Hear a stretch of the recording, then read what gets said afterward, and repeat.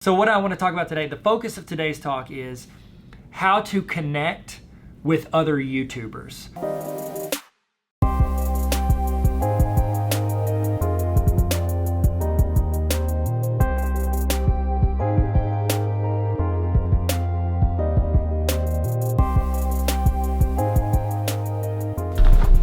I did that because he shouted me out, and I was like, crap, I'm gonna post this and delete it tomorrow. Clip stuff on my buckle like I'm an 80-year-old man. 4x optical zoom. Like, how much, 200? No, like 150, 160. No, like 160. It's not 200. $40, that's a virtual play. This was at a hotel being rented out. Freaking gross. What up, guys? Hey, thank you for joining me today. This is another episode of Hitting 100K, where we're on the journey to get 100,000 subscribers. I'm here with my boy, Retro Rick. I'm just trying to get 1,000 subscribers. Well, this dude's gonna pass me soon because he has a ton of attention. He is killing it. I started 11 years ago. You started 4 weeks ago. 4 weeks ago, so you're doing fine. See how you are. You just have to say that you're fine when you're not really fine. You're doing fine, Rick. Retro Rick. Retro Rick. I will put his link in the bio. Subscribe. I'm not gonna tell you to subscribe. No, I'm gonna say command it. consider. I'm gonna say consider subscribing. Yeah. But you know, you do what you want. Do the right thing though. Vote for me. Talk to your barber. Tell you to vote for Tarver. It's a good line. Give them your elevator pitch. What kind of stuff do you have on your channel? So born in the 80s, but mainly a 90s kid, and I'm covering like all things like retro gaming, TV, movies, basically anything that, I mean, we're about the same age that we grew up with. So I just love nostalgia. I love like reliving those memories of just like of the past. And so if you love any of that stuff, please check it out. It's the reason that Rick, I think, has been super successful in just being around 4 weeks and almost 500 subscribers. He's seen a growth. That's not normal. Most people that start channels, if you guys have started channels, if you've had them for a month or two, you know it's like, it's hard. You're getting like your first 10 or 20 are like your family that go because they care about you. Right. And then after that, you're like, I just wish people that didn't know me from everyday life would subscribe. And it's like discouraging because you're putting so much work and you're like, 13 views. Yeah. The focus of today's talk is how to connect with other YouTubers. You know, YouTube suggests, hey, collaborate with people. And you're thinking, yeah, I'm gonna go collaborate with PewDiePie. How's it going, bros? It's PewDiePie. You know, 70 million subscribers. He's probably not gonna return your call. You gotta be reasonable. Like, and I think that's what I started to do, and I actually did it through Instagram. So when I first started doing this whole YouTube thing, Tyler was the one that was like, hey, you should probably get on Instagram a couple months before you launch YouTube. So that was a huge help. And that was basically just so it was like me and my wife watching my YouTube video, right? Yeah. So I started that 4 months ago and have just made a lot of relationships and friendships. And with that kind of helped promote the YouTube thing. So I've got a couple friends on there that are pretty influential that they would just help. I mean, most of the time people want to help. Not PewDiePie, no. But like if you're reasonable and it's like, hey, I'm a channel of 1,000, go hang out with people that are 1,000 too. I mean, there's a good chances people are kind. Like people want to help each other. Yeah.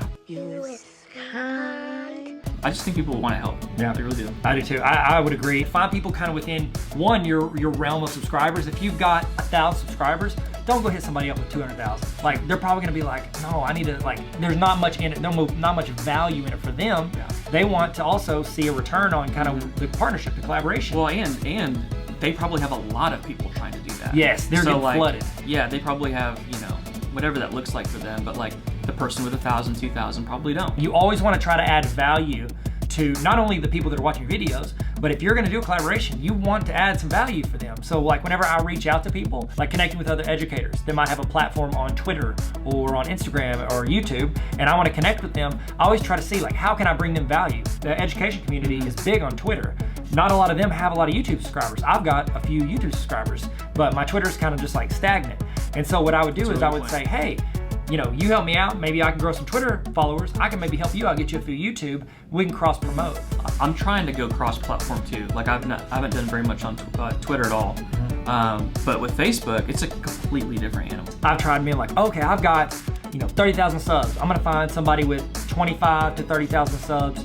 And it's okay to go lower, by the way. We didn't say that. If you have 30, go to somebody with 20 who has a lot of attention, and you may be wanting to growth or add people. I mean, subs are subs. It doesn't matter if they come from somebody with a lot or somebody with a little. Whenever I've reached out to people, I'll be like, oh, wow, they're a YouTuber with 30,000, but their videos are like, like a vlog of somebody at work, and I'm doing like education stuff. It doesn't, there's not a lot of crossover. Like most of the people you're asking to collaborate with or partner with are people in that like 90s nostalgia realm, like gaming, that kind of stuff. Yeah, well, and that's the thing. They already have influence. Yeah. They already have influence there. So I've done that. That's kind of how I've been able to do a lot of my Instagram stuff is I've just found people that are influential in that realm. Yep.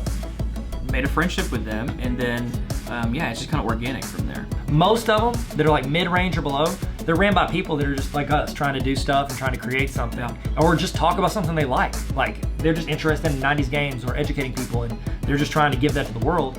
So it's like they're good people just trying to do stuff. I think it's cool whenever people come together, and I think people a lot of times get real protective. Like if say we were both in the 90s game market, like I might think like, oh, I want to be better than him. I'm competitive. I'm, you know, that old school theory of like, I'm gonna put you out of business. Like people don't have to follow one person. Like they can follow two. If you are competitive, naturally competitive, and you want to be the best, that's fine. Why can't everybody else grow around you? All it does is strengthen your community.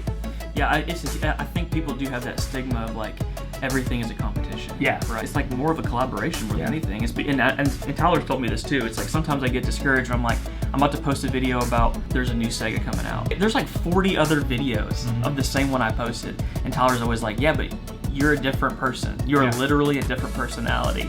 And you're gonna communicate the same information just a little bit differently.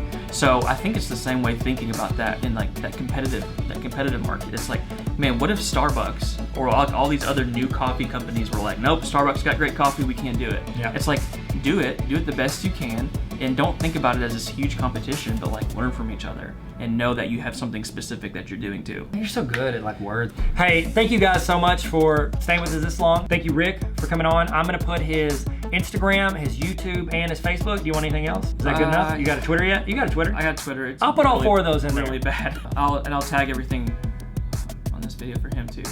Thanks, man. This video. What are you gonna tag? Tyler Mathlete. Tyler Mathlete. Congruent means equal. Triangles mean a 3-sided figure.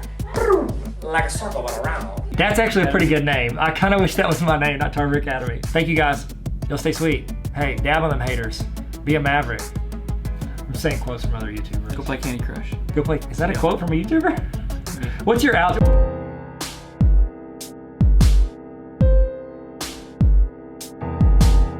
Why do you always have writing on your hand? Because I need to remember these things. What's your tagline? Until next time, peace. Really? That's good. No, it's okay. literally all I could come up with. That's good, man. Till next time, peace.